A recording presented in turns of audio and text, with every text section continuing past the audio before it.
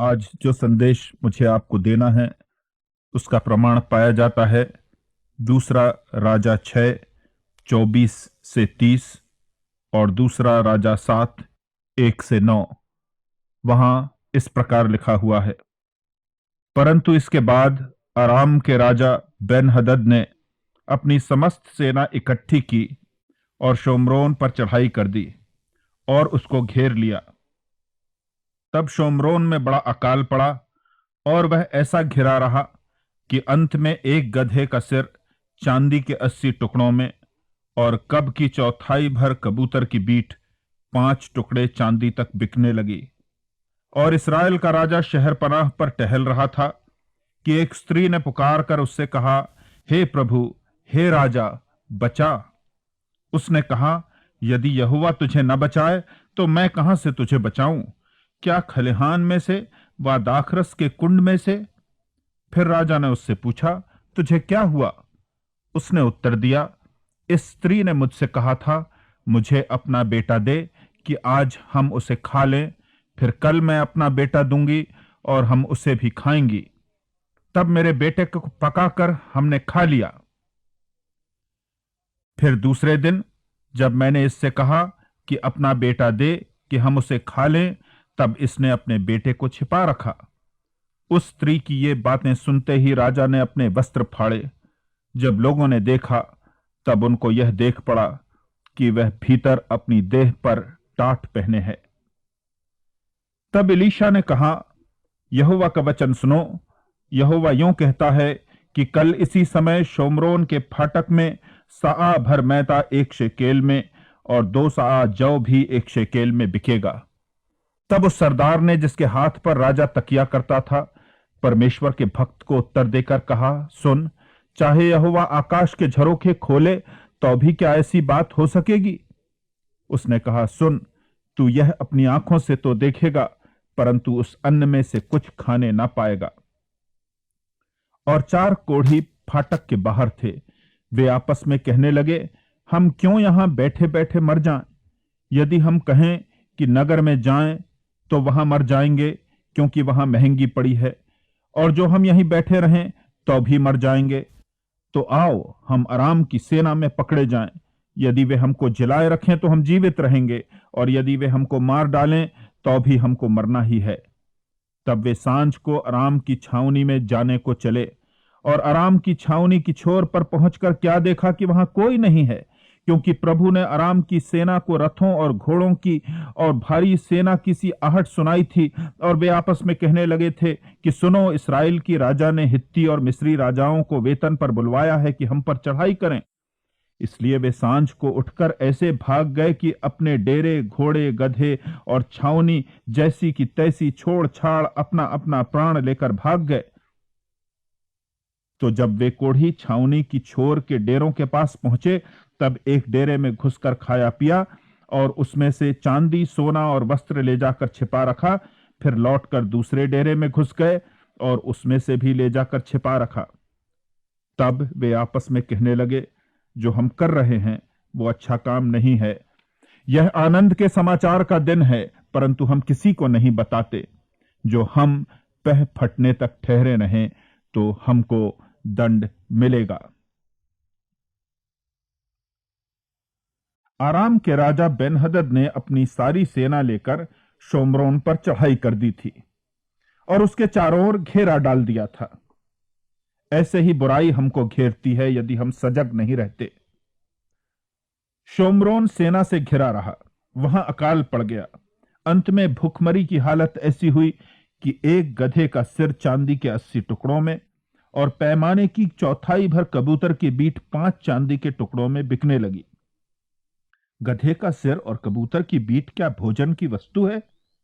परंतु जब बुराई घेर लेती है, तब वह जो घृणित है, त्याज्य है, उसे हम ग्रहण करने लगते हैं। बाइबल में वर्णित उड़ाऊ पुत्र भी वह अन्न खाने लगा था जो सुअरों का खाना था। बुराई जब घेर लेती है तो नैतिकता के मापदंड बदल जाते हैं। जिन बातों पर लज्जा करनी चाहिए, उन बातों पर हम घमंड करते हैं। ऐसे लोगों का वर्णन करते हुए बाइबल में लिखा है, वे लज्जा की बातों पर घमंड करते हैं। यिर्मयाह 8:12 में ऐसे ही लोगों के लिए लिखा है, क्या वे घृणित काम करके लज्जित हुए नहीं? वे कुछ भी लज्जित नहीं हुए, वे लज्जित होना जानते ही नहीं। ऐसे ही मापदंड हमारे बदल जाते हैं। यशायाह 5:20 में लिखा है, हाय उन पर जो बुरे को भला और भले को बुरा कहते हैं, जो अंधियारे को उजियाला और उजियाले को अंधियारा ठहराते हैं, और कड़वे को मीठा और मीठे को कड़वा मानते हैं। बुराई से घिरे संसार का यही हाल है। जिन्हें इतिहास के कचरे दान में होना था, वे हमारी पूजा के पात्र हैं। दाऊद को अपने स्वामी भक्त सैनिक उरियाह को सम्मानित करना था, किंतु वह उसे मरवा डालता है।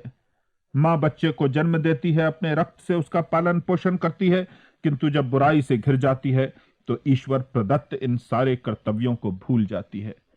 शोम्रोन की 2 माताओं ने परस्पर अनुबंध किया कि वे पारी पारी से अपने बच्चों को खा जाएंगी। बुराई से जब हम घिरते हैं तो हमारे व्यक्तित्वों की कितनी विकृति होती है। हम में से बहुत कह सकते हैं कि हम बुराई से घिर भी जावें तो भी हम इतना गिर नहीं सकते, हम अपने बच्चों को नहीं खाते। शाब्दिक अर्थ के रूप में हम भले ही ऐसा ना करते हों, किंतु जब हमारे बच्चे ईश्वर रहित वातावरण में विकसित होते हैं तो वे विकलांग जैसे होते हैं। उनकी आत्मा का विकास नहीं होता। हम कभी कभी उनकी आत्मिक मृत्यु के जिम्मेदार होते हैं।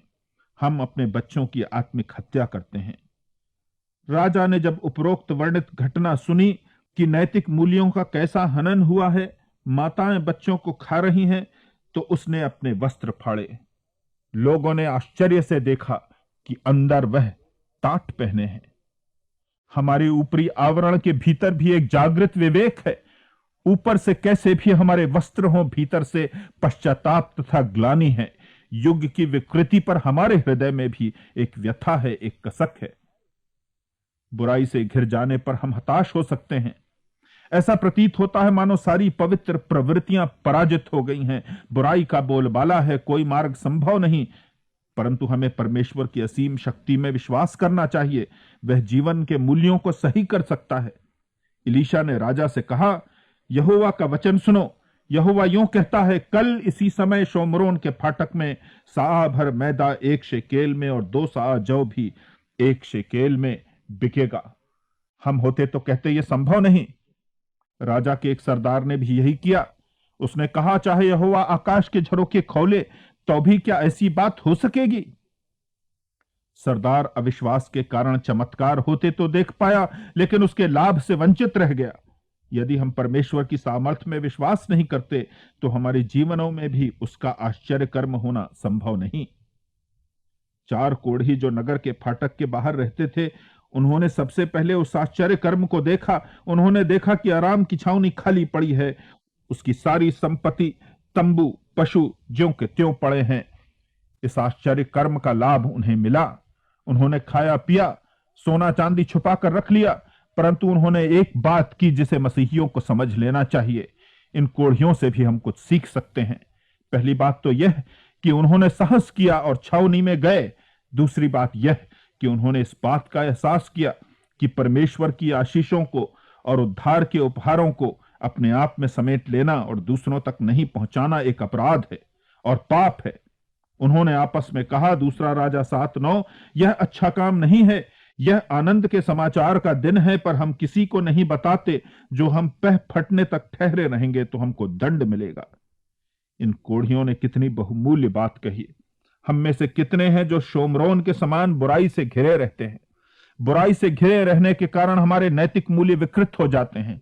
गधे के सिर जैसी निकृष्ट चीजें और कबूतर की बीट जैसी विष्ठा तुल्य चीजें हमारे लिए बहुमूल्य बन जाती हैं। अपना तो सर्वनाश हम करते हैं, अपने परिवार का सर्वनाश भी करते हैं। अपने पुत्र और पुत्रियों के आत्मिक सर्वनाश का कारण बनते हैं। और जब परमेश्वर की दया से उसका अनुग्रह या उद्धार हमें प्राप्त हो जाता है तो हम उस अनुभव को और उस अनुभव के आत्मिक लाभों को अपने आप तक सीमित रखना चाहते हैं। हम प्रार्थना तो करते हैं, गीत भी गाते हैं और चर्च भी जाते हैं, किंतु आवश्यक यह है कि हम उद्धार के अनुभव में दूसरों को भी सहभागी बनावें, भागीदार बनावें। परमेश्वर की आशीषों एवं उसकी प्रतिज्ञाओं पर विश्वास करें।